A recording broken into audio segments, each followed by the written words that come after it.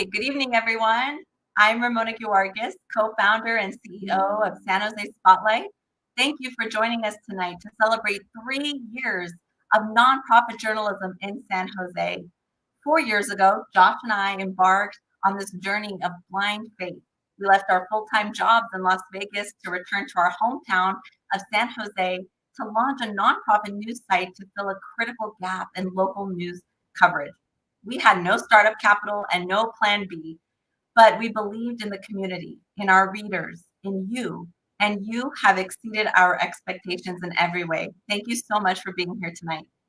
And I'm Josh Barousse, co-founder and executive director for San Jose Spotlight. A huge thank you to our event sponsors, the Knight Foundation, San Jose Water Company, Exide Credit Union, KAISER Permanente, Comcast, and Joseph Sanchez. We've got a great night ahead for all of you. We'll share our recent accomplishments, hear from some of our biggest supporters, and an impactful keynote address from a visionary nonprofit news leader, Cal Matters publisher Marsha Parker. Even though we've gone virtual again this year, we were really hoping to be there in person. We want tonight to be fun and interactive, and we want to hear from you. So please leave your questions and comments in the chat box. Our amazing senior reporter, Eli Wolfe, will be answering them. And get ready to have some fun. And this is our annual fundraiser. So our goal tonight is to raise $10,000. And as an incentive to help get us to our goal, our terrific director of development, Lynn Balistreri, will share what we are auctioning off tonight. So everyone, please join us in welcoming Lynn. Hey, Lynn. Hi, Josh. Thank you. Good evening, everyone. I'm so excited to share with you that we have 4 luxury box tickets to a San Jose Sharks game on February 24th. These were provided by a very generous supporter, and we're going to auction them off to the highest bidder tonight. These tickets are worth $3,000, and we're going to start the bidding at $500. So if you're interested in placing a bid, please text your name and the bid amount to me, and the number is 408-396-8953. You'll see this at the bottom of the screen as well. The winning bid will be announced near the end of our program. Good luck. Now let's get on with our program. Take it away, Ramona. Thank you, Lynn. Those seats sound amazing, and I can't wait to see who wins tonight. And I have faith in the generosity of our community. I really believe we're going to be able to reach and exceed our goal tonight. I think we can do this. But first, I want you all to meet the team who makes it all possible. This is the dream team. These are the people who make San Jose Spotlight what it is, and I'm so proud to be part of this team. Take a look. Local journalism. It's now more important than ever. It's the heartbeat of a community, and that's what San Jose Spotlight provides. The reporting fills a hunger for information about local government, about schools, and about your local neighborhood businesses. As a nonprofit news organization, we aren't beholden to anyone, not to powerful advertisers. We are not owned by a corporate billionaire or a hedge fund. We are accountable to you, the readers and the donors. Our public service journalism is free to consume. We will never have a paywall or charge you to read our stories because we believe that our journalism should be available to everyone and people from all walks of life should have access to it. And we don't bombard you with intrusive ads either. Despite cutbacks in other newsrooms, we're expanding, we're bringing on new reporters, new editors, more engagement, and really bringing the community the deep dives, the investigative work, and the hyper-local reporting that it not only needs, but fundamentally deserves. At San Jose Spotlight, we take pride in our stories that hold our public officials accountable and stories that uplift the voices of the most vulnerable and most impacted by local policies in our community. We are here to make sure that readers like you have the necessary information so you can make informed decisions that can better your life, your communities, and our city. One thing I love about San Jose Spotlight is how often we hear from our readers. This is a big city to cover for a small team, and I always appreciate it when people chime in to let us know about an issue that hasn't been getting attention. I take that as a testament to the trust that our readers place in us to report on stories they want to hear about. We spend a lot of time talking about what's happening in our world and in our nation, but we don't think as much about what's happening locally. But guess what? That's what actually affects you from day to day. So by providing us with access to that unbiased and independent perspective, it allows us to make up our own minds about what's best for us and our community. You know, it's truly special to see so many people come together to support nonprofit journalism in San Jose. I mean, it's incredible. More than 3,500 donors who have stepped up and supported us since we launched in 2019. And really, that's what motivates me and our team to work hard and really give you the coverage you need to stay informed about the news going on in your city. San Jose Spotlight is making a difference in the city, bringing our readers a clear understanding of the machinations happening behind closed doors in the halls of government. Our award-winning work is filling a need and yearning for residents to stay up to date on what is happening in their city, their county, and their community. Our work is donor-supported, which means we rely on the community to keep us funded, not corporations or large advertisers. Feedback from our readers helps drive the next story, the next record request, and next panel discussion. Please consider a one-time or ongoing donation to San Jose Spotlight this fundraising season. We'll put your dollars to good use on future in-depth investigative reporting.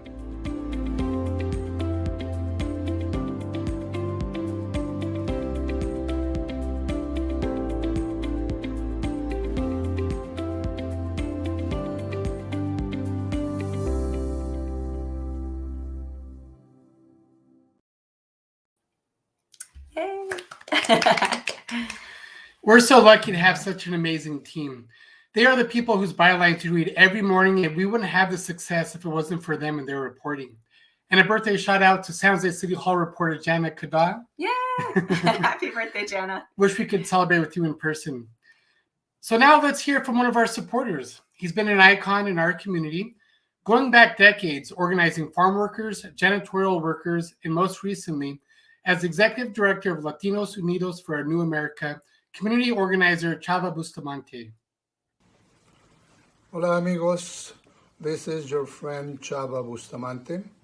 I am the former Executive Director of LUNA, Latinos United for a New America.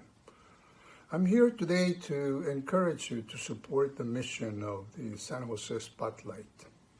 I support the Spotlight because it is the only dependable and politically independent source of information in our city. As you know, the Spotlight is a community-supported news organization that relies on the generosity of people like you and me to run. So, again, please support the mission of the San Jose Spotlight. Thank you very much. Wow, what a powerful testimony. Thank you, Chava, for all your support of this endeavor from the very beginning. Chava is a legend. So we wrote a great piece about him. Please check it out. He's amazing. Thank you so much, Chava, for your support. And, you know, we cannot look ahead to the future without first looking behind. San Jose Spotlight turned 3 last week, and here's what we have accomplished in the past year together. First, we received a transformative $500,000 grant from the American Journalism Project, a venture philanthropy dedicated to local news. This significant investment will allow us to hire revenue development professionals and audience growth specialists to expand our accountability reporting and build a sustainable newsroom for years to come. Absolutely. And we have new digs. In June, we are moving into our first ever office in the heart of downtown San Jose. A special thank you to Cray TV CEO Chad Johnston and his team for leading the charge on Open San Jose, an 18,000 square foot office on South 2nd Street for arts and media nonprofits like us. Yeah, come on by and say hello. Yeah. Also, we're listening. Last year, we created both a community advisory board and a business advisory council made up of community leaders to help guide our coverage to ensure we're not missing the important stories in our community.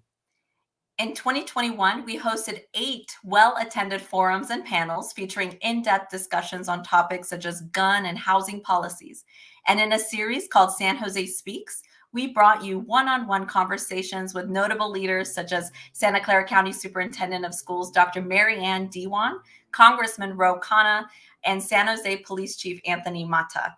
We also hosted community coffees to meet Josh and I and meet our editor, Nick Preciado, allowing readers to directly voice their ideas, their concerns, and their thoughts. Also in 2021, we took our efforts to boost civic engagement to the next level by launching a calendar that allows readers to find public government meetings near them based on their home address, and also learn how to make their voices heard. And our scrappy team has grown to 8 full-time employees with plans to hire several more and grow to 11 people across the organization in 2022. We received a grant from Report for America to hire a full-time education reporter. This is the second position funded by RFA, which places reporters in newsrooms across the nation to cover underreported topics and communities. And finally, our reporters spent a year documenting the plight of 6 essential workers in Silicon Valley, the unsung heroes who clean your house, pack your groceries, cook your food, work in hospitals, and deliver your meals. San Jose Spotlight teamed up with filmmakers to tell their stories in a first-of-its-kind video storytelling project called Backbone of Silicon Valley. We shared the raw, emotional, and unfiltered stories of the people who kept Silicon Valley moving when everything else was shut down. Here's a short trailer.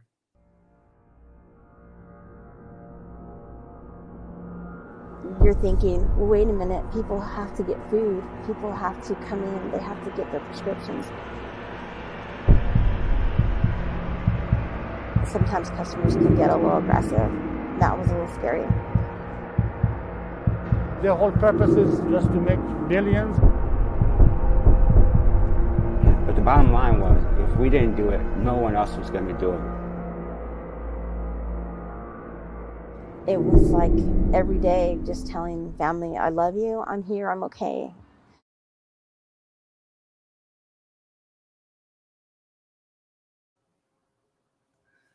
Amazing. That was one of the highlights of the year for me. And it took us an entire year to put it together, but it's one of the things that I'm most proud of that we accomplished this past year. And to donate tonight, please visit sanjosespotlight.com/support us. It's flashing at the bottom of your screen. So again, sanjosespotlight.com/support us to make a donation. And we'll be sure to give you a shout out, if you made a donation. So there's a few that rolled in since we started the program. Thank you so much to Lauri Mesa, good friend Lauri. Thank you so much for your generous contribution. Yay. Also, Alexandra Urbanowski, who gave a very generous contribution. Really thank you both for your donations tonight. Again, all contributions go to support our newsroom so we can continue giving you the coverage you deserve in 2022 and beyond. Thank you so much for your faith in us. We really appreciate it.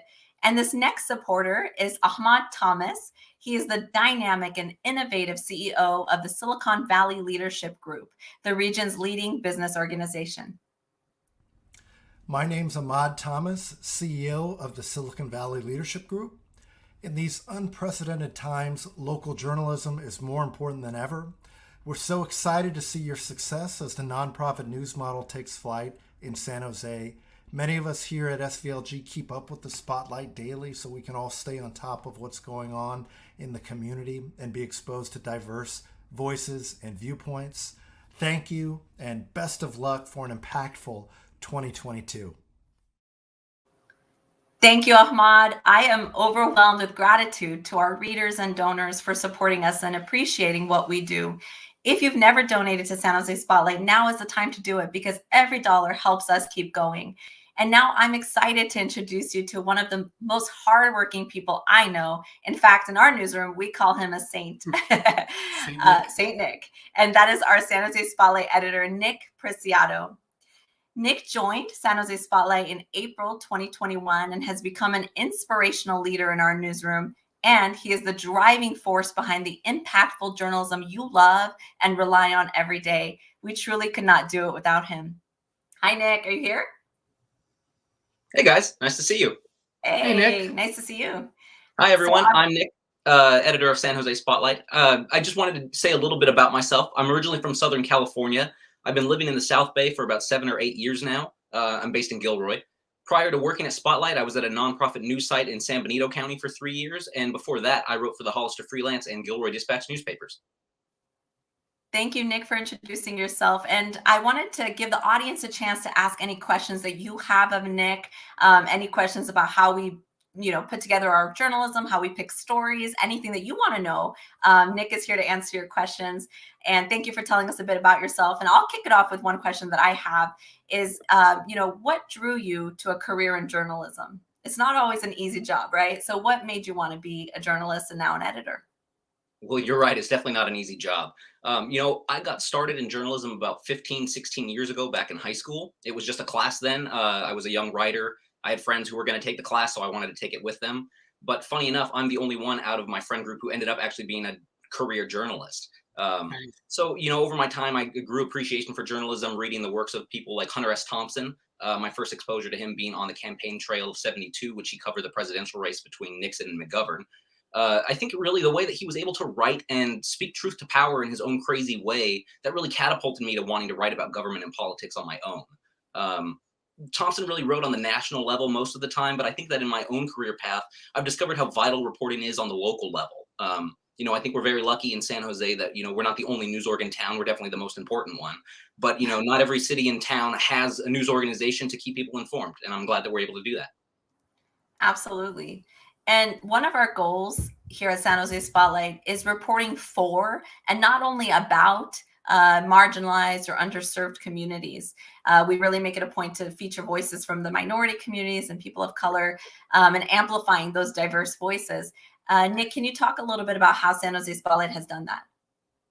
Definitely. I really think our homeless coverage is representative of that. I think, as we all know, homelessness is rampant throughout the city, county, and the state, pretty much everywhere in the nation.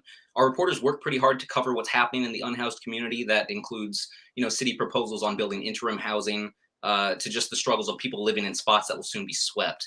It's really important to me as an editor that we don't just talk to service providers and elected officials about plans that they're trying to, fix this problem. I think what really matters is that we speak to these people who are actually suffering and living on the streets, sleeping in tents and cars, RVs, really wherever they can find shelter.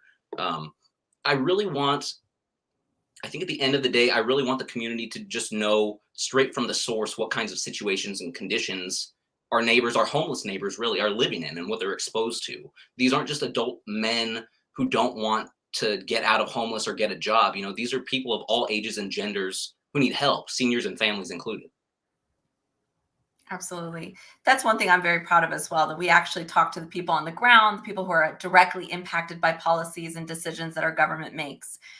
So thank you for that, Nick. And we have a really great question in the chat box. This comes from Robert Doran, who works for Joint Venture, a good friend and a great supporter of ours. Thank you, Robin, for being here.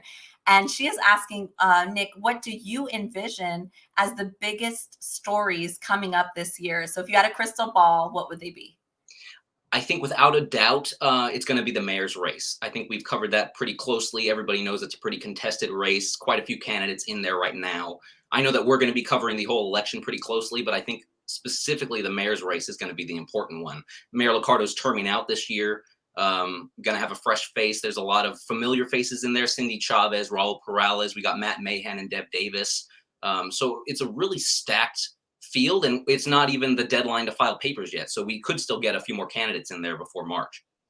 Absolutely. And as always, I think housing, homelessness, that's going to continue to be a big story. But yeah, the political races are going to be huge this year. I'm excited to see what happens. And Lam Nguyen, a fantastic community leader in the Vietnamese community and beyond, who also works for Council Member David Cohen. He wants to know when you're coming to San Jose. Hey, Lam, nice to see you, or hear from you at least. I definitely want to move to San Jose. I think it's in the cards in the next year or two. My plan is to keep looking. I haven't found anything that I can afford yet, which I'm sure a lot of us are familiar with, but I'm going to keep trying. I'm aiming for somewhere in South San Jose, but Lam, if you know anywhere in downtown, let me know. Yeah, I think a lot of us face that struggle. I have another question for you, Nick. I wanted to talk a little bit about how, at San Jose Spotlight, we really strive to investigate systems, not just symptoms of problems in our community. And sometimes that means that our reporting leads to meaningful change. Can you share some examples of changes that have resulted from our work? Absolutely. There are definitely a lot I could pick, but I think I'm going to go with a recent one that involves a food pantry. Long story short, Lighthouse Ministries food pantry on 17th Street was facing a potential closure because they couldn't pay for a city permit, a special city permit for up to $15,000. A lot of those costs essentially just account for staff time. The food pantry, when we first started reporting on this, they had set up a GoFundMe that was sitting at about $2,000 when our reporter Lorraine first wrote the story. The day after the story ran, their fundraising campaign exceeded their goal, which included a large $10,000 donation from an anonymous donor. And going a step further, our editorial advisor MORYT wrote an editorial essentially calling out the city for suddenly charging the food pantry this amount. They've been operating for about a year at that point, so it did kind of seem out of left field. So just this week, Monday, or maybe it was Sunday or Monday, Mayor Sam Liccardo and Councilmember Raul Perales announced a plan to push through the city council an idea to waive the fee for this food pantry entirely, as well as future food pantries that might be applying for this fee. So not only do we know that city leadership, they're paying attention to what we're doing, but I think that real change is happening because of the work that we do. That's amazing and so well said. And Councilmember Perales is here tonight. I saw him comment, so shout out to him, and thank you for taking what we've reported on and turning it into meaningful change, because that's how it's done, right? You read something and then you're able to make actual meaningful change. And I know that as a result of that, now the pastor at the lighthouse has mentioned to us that he's going to be able to make lots of improvements to his pantry and feed more people. So it's a really a great ending to the story. And I wanted to ask one more question. This is about San Jose. As many of you guys know, I am San Jose's biggest fan. I love my hometown. But you mentioned you're originally from Southern California, but you've discovered San Jose's appeal and its hidden gems, I think, through our reporting. What do you love about San Jose and its people? I honestly think that there's a little of everything in San Jose, and I think that's why I love it so much. There's all kinds of different types of food. I don't have to explain that to anybody. Maybe something a little more unique. The architecture, I'm really into architecture. So, walking downtown, the architecture really just changes depending on what block you're on. Especially, it's really cool to see the Gucci architecture at the old Bowtown restaurant. I also think there's a local jazz scene. There's artists here. There's small business that are still pushing on through the pandemic. And also, if you ever need to get away from the urban area, we have hiking trails right nearby. There's Henry Coast State Park. And I think a hidden gem for me personally living in South County is Mount Madonna. I know that there's a lot of other mountains and hiking trails that get talked about, but Mount Madonna to me is a real gem.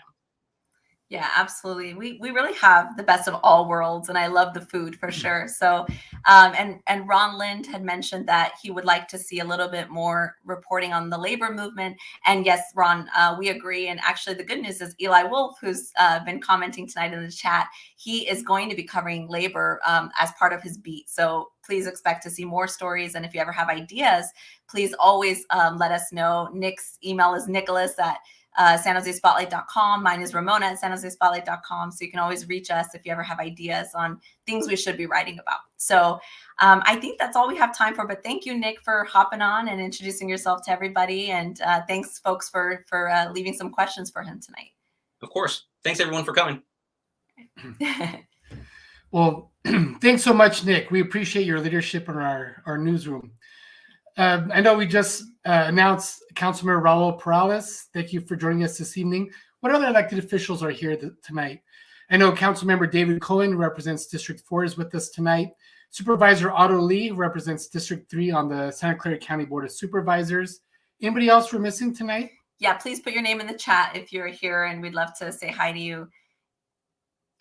Yeah, please do. And we'll be sure to announce you throughout the program. So moving forward, let's see how we're doing towards our goal tonight. Any other donors? All right, let's take a look.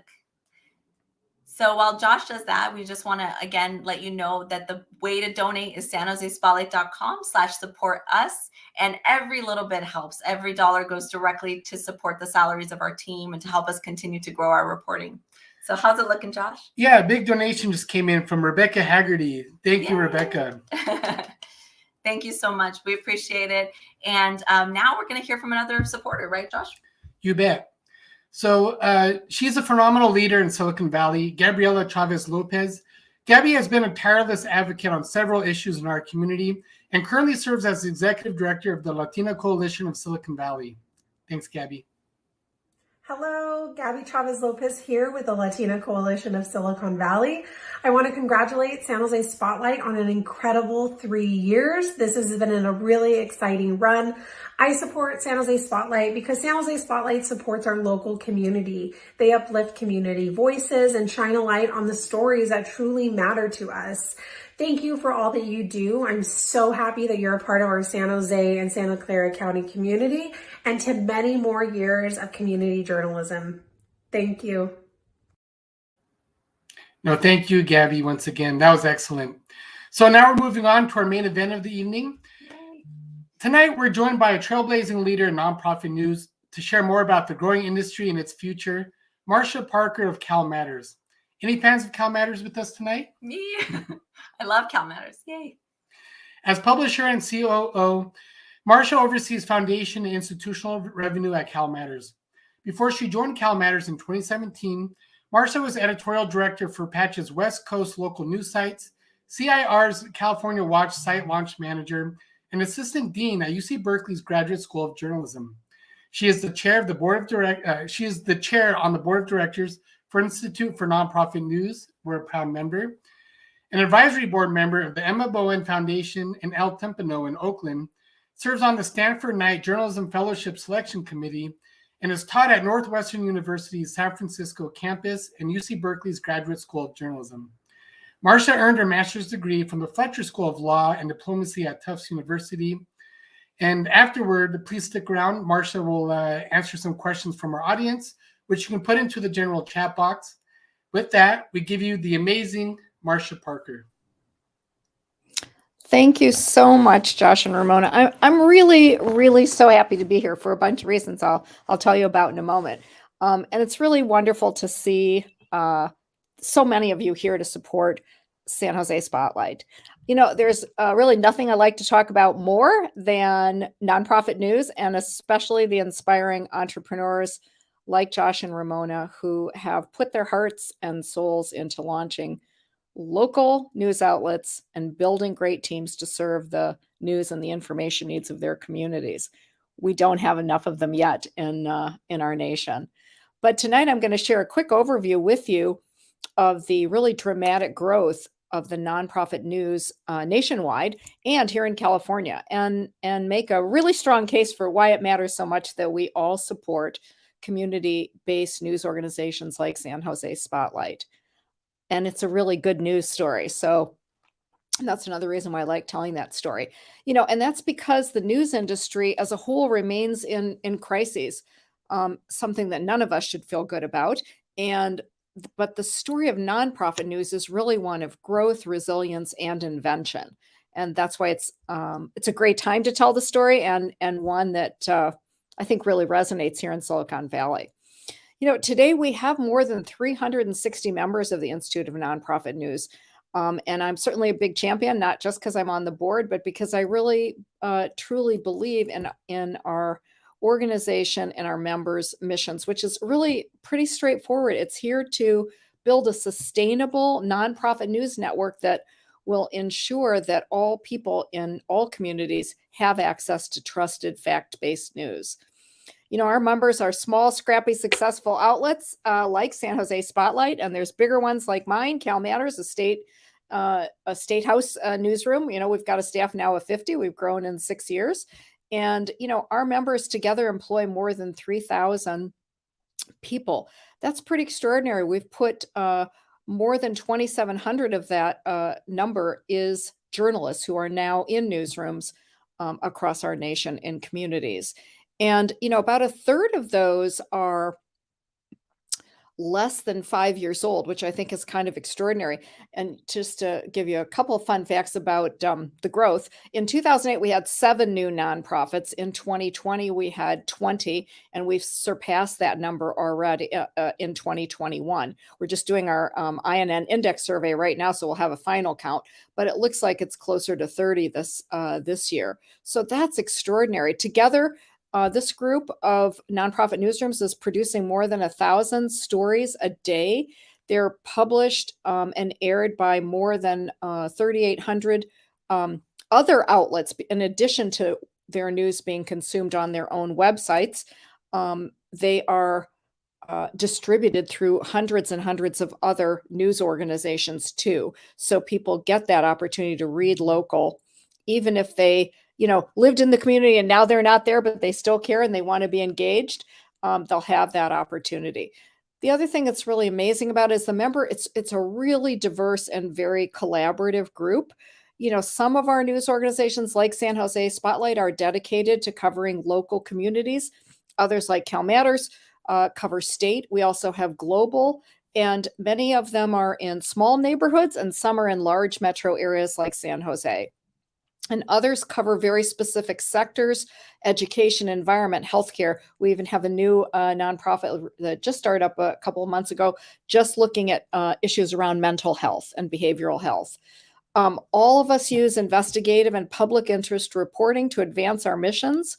And in California, it's one of the things I'm also really excited about and proud of is we actually have the largest contingent of nonprofit news organizations in the United States, 40 of them, in fact, including San Jose Spotlight and my own news organization, and lots of others that many of you may know about: Oakland side, Berkeley side, El Champano, Voices of Monterey Bay. There's just a whole bunch, and tons of them over in Southern California too. So I'm going to just wrap up by saying a couple things about what makes us different, because I think that's kind of the main selling point. What makes nonprofit news different and worth investing in? Nonprofit newsrooms like San Jose Spotlight we're all nonpartisan, we're all community centric, we're not shareholder focused.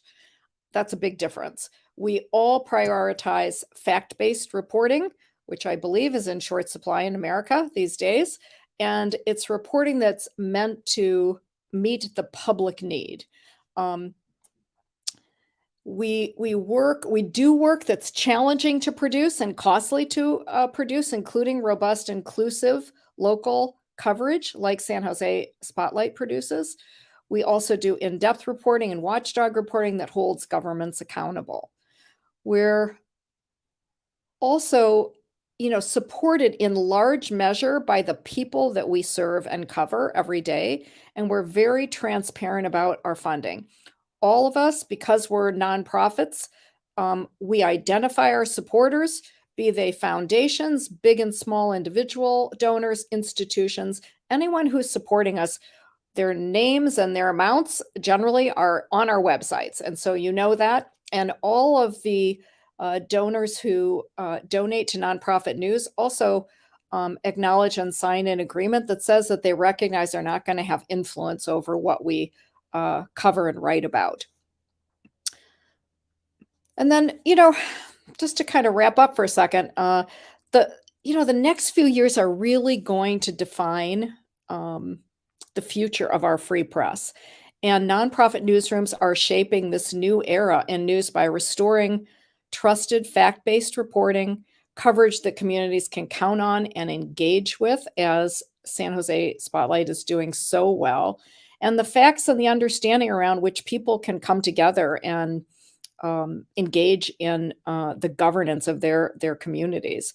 And the most important distinction we have is that we have a business model that is sustained by philanthropic contributions, and they come from all over. I hope that you will really all join the growing ranks of supporters across our country who are donating to nonprofit news outlets like San Jose Spotlight, which is really dedicated to just one thing: meeting the news and the information needs of your community. So thank you, and I'm happy to take a couple questions. Wow, we're so thankful to have Marcia, being here with us tonight. So she really has been a pioneer in the industry, and you can continue to put your questions into the chat box, but I have a couple of questions to start it off. So Marcia, first, in your time at Cal Matters, what would you say is the most important story your team broke and why? Great question, Josh. I was thinking about that quite a bit today. So, I would say the thing that I think everybody at Cal Matters would say we're just exceptionally proud of is we have a dedicated statewide team that's covering the California divide, the issues of poverty and inequity in our state. And, a lot of people said we were kind of crazy to go do this. We raised a lot of money, and we also decided that as part of that, we were going to form the statewide team, but we were also going to try to raise some money, which we were successful in doing, to embed reporters in both in newsrooms in our state, small newsrooms that couldn't afford to have someone doing that. And we pay for it, and we're happy to do that. Not just rah Cal Matters, but because we said from the beginning when we started that we were going to support the local media, local and statewide media ecosystem, and we believe that's part of our mission. So that's why we did it. And one of the most impactful stories that we've done is a story we built a huge evictions database, and we found that more than 1,600 Californians had been evicted during the pandemic against all rules, and that because there were almost no clear state orders, sheriff departments were deciding whether and who to evict. And that isn't a good thing. To do that, we built this big evictions database, and we were tracking all of this. And one of the stories that came out of it after that sort of exclusive that we ran was one that we call Staying Sheltered. We just profiled 5 households. It was a very intimate look at that group and why and how they became so vulnerable during the pandemic. And from the day it launched, the project really resonated. It sparked an outpouring of compassion and support for the people who we had profiled, and several of our subjects appeared on national news broadcasts. Wow. That just matters to me more than yes, it'd be good to change law too, and we've done stories like that, but to me that was all that mattered the most. Wow, so powerful. And another quick question, Marcia, during a time of misinformation and half-truths, how can media outlets like Cal Matters and San Jose Spotlight ensure people have accurate information about topics like the pandemic without perpetuating harmful narratives? Yeah, another good question, Josh. I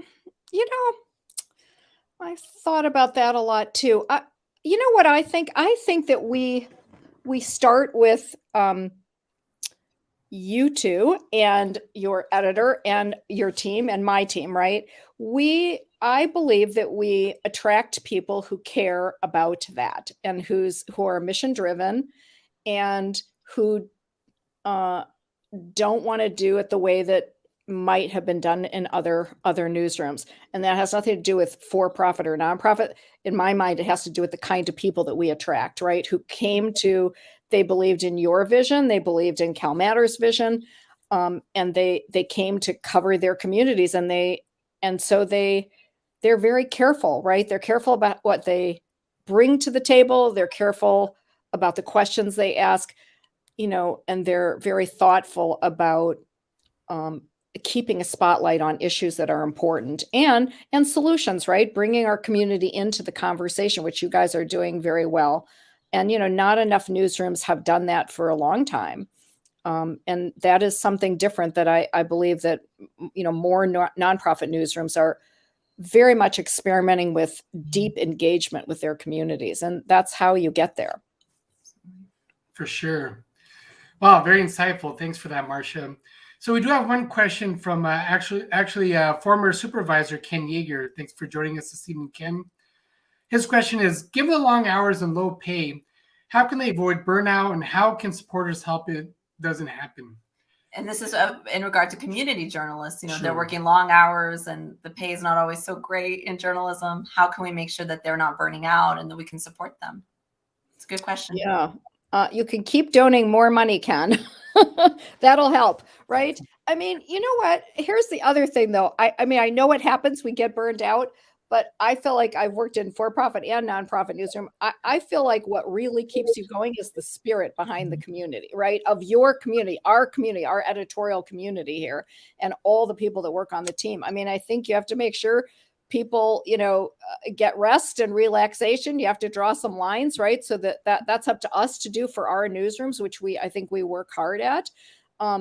We have to find ways during the pandemic. Like we were lucky we were able to do it. We could actually help people pay for extra help during the day because their kids were all at home. They had like 3 young kids under like 3 or 4 or 5 or whatever. And, people were going insane, but, reporters, you can't hold them back. They want to work, they want to cover everything. So I think we just have to build that kind of ecosystem, right, that supports them.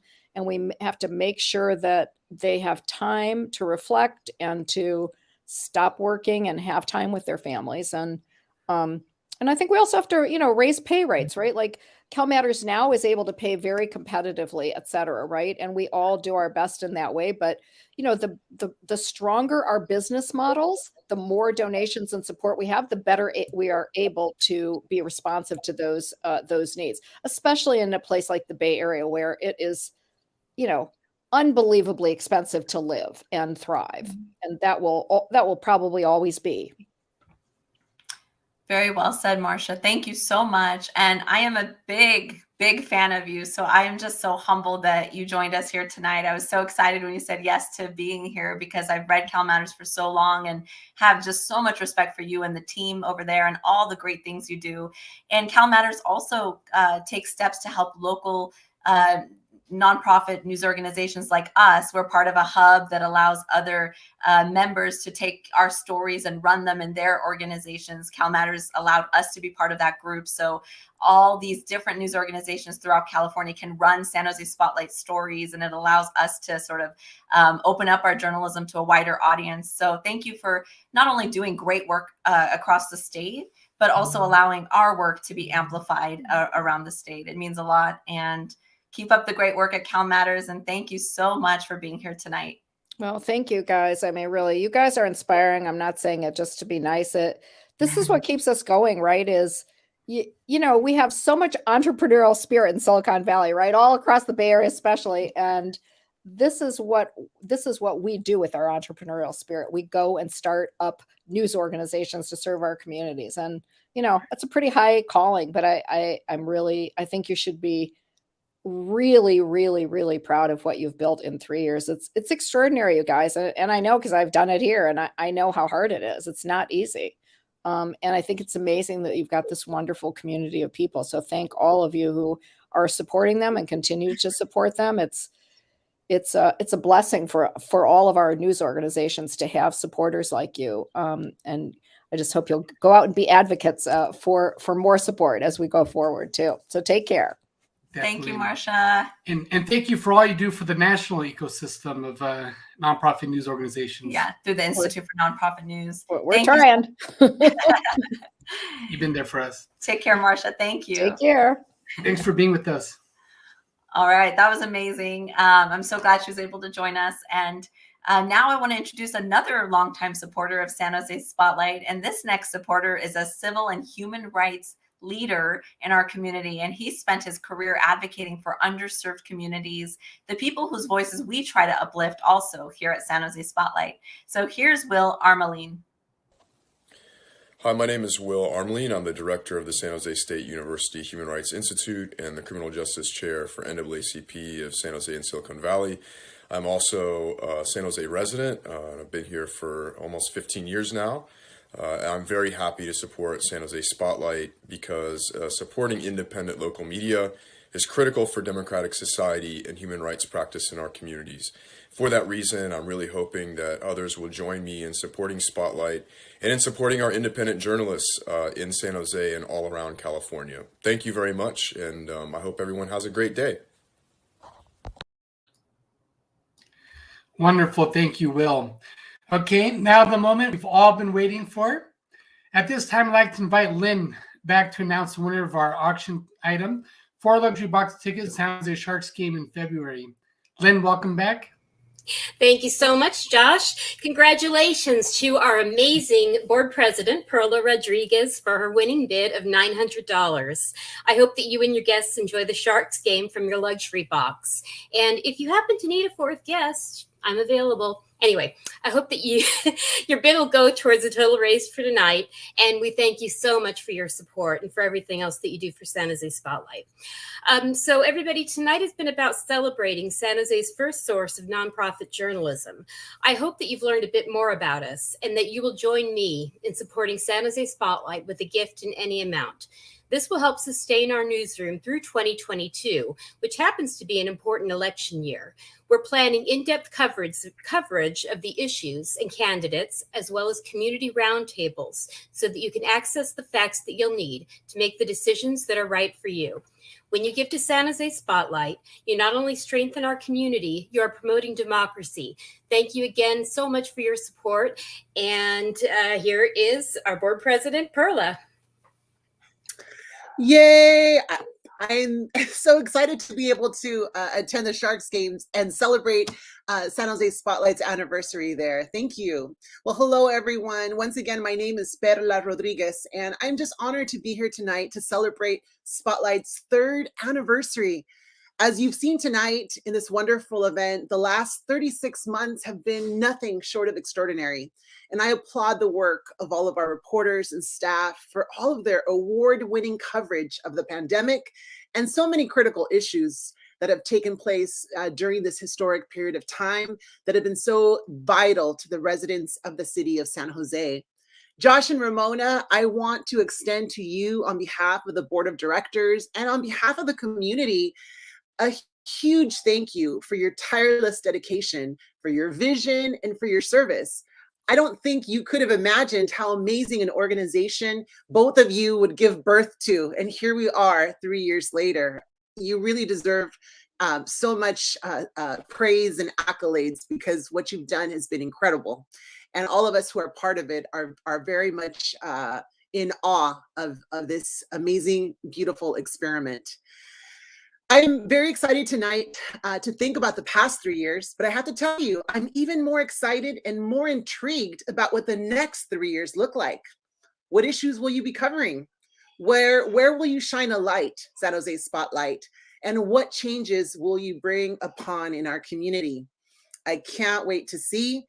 It's something that all of us are going to have to watch closely and see what happens with this amazing team that we have. So on behalf of the Spotlight staff, of our newsroom, our amazing community, just want to say thank you for being here tonight.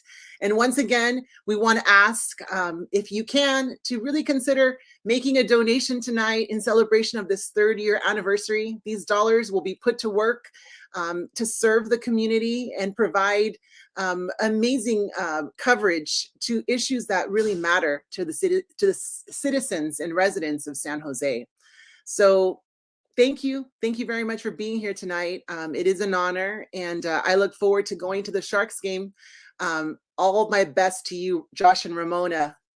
Thank you once again.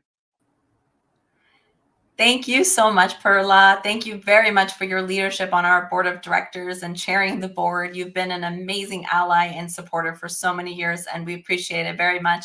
And we have a few more donations that just came in. So I wanted to thank Eric Schoenauer for his donation tonight. He says, we love San Jose. Yay, we do too. Thank you so much for your support. John Hogan from Excite Credit Union, who was also a sponsor of our event tonight. So John, thank you for your continued support of our work here. Ronald Lind, I saw you in the chat box today, and thank you again for donating. And Chelsea Souza, and I'm so glad you enjoyed the event. Thank you so much. Oh, another one, yay. This one came from, oh yeah, Mary Corinne Percival. Thank you so much from San Jose State. Thank you for your donation tonight as well. We really appreciate it. And this has just been an amazing night. You know, we really mean it when we say that there is no San Jose Spotlight without you. We'll forever be grateful to you, our community of champions and supporters, for making this dream possible, for defending independent journalism during uncertain times, for strengthening our democracy. Thanks to you, we are making San Jose a better place for everyone. Our team will work harder than ever to be worthy of your support. A huge thank you one more time to our event sponsors tonight, the Knight Foundation, San Jose Water Company, Excite Credit Union. Thank you, John and Dora, for joining us tonight. KAISER Permanente, Comcast. Thank you, Lenny's, for being here and always sponsoring. And our good friend, Joseph Sanchez. So thank you to all of our reporters, board of directors, columnists, and of course, all of you, our readers and supporters, for getting us to this point. We're very excited to see where we go from here. So with that, have a great night, and we hope to see you in person again soon. Good night, everybody.